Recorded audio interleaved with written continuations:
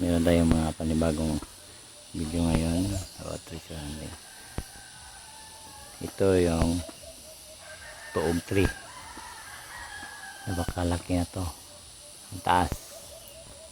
Meron akong ipapakita na big boulder sign. Ito yun. Mga distance 4 to 5 meters. Yan. At ito.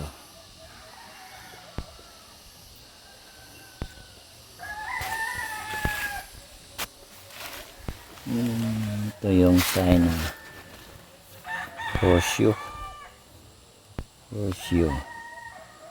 May butas sa gilid.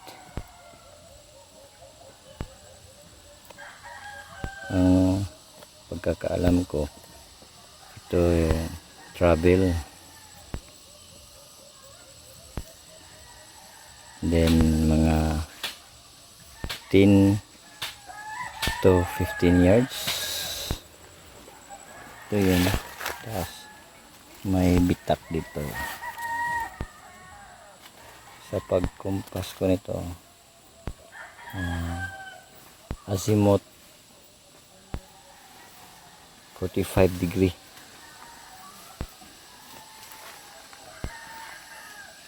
Gilid lang ng tuog tree.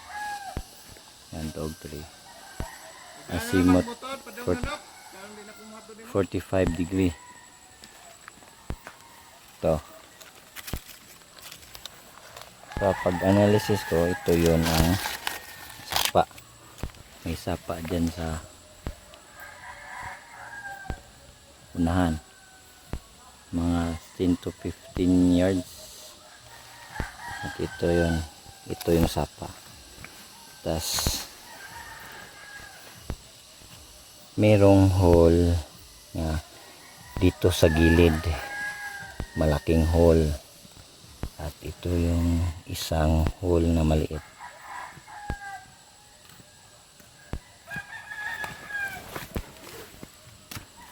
Sa pag remote ko nito, may chansang ito yung sapa. Tas ang yung pinakamalaking deposit, ito yon sa gilid lang. Siguro mga ito yun, 1 2 3 4, mga 4 inch. Convert to meters, mga 4 meters, 4 inch convert to meters,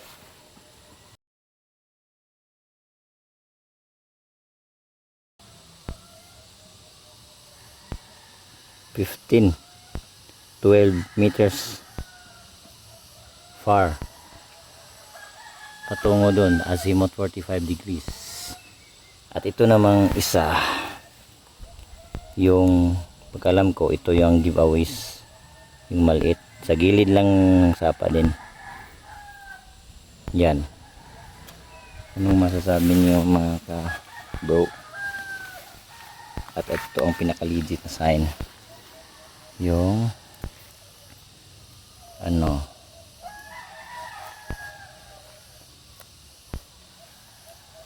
marka ng kabayo, foot.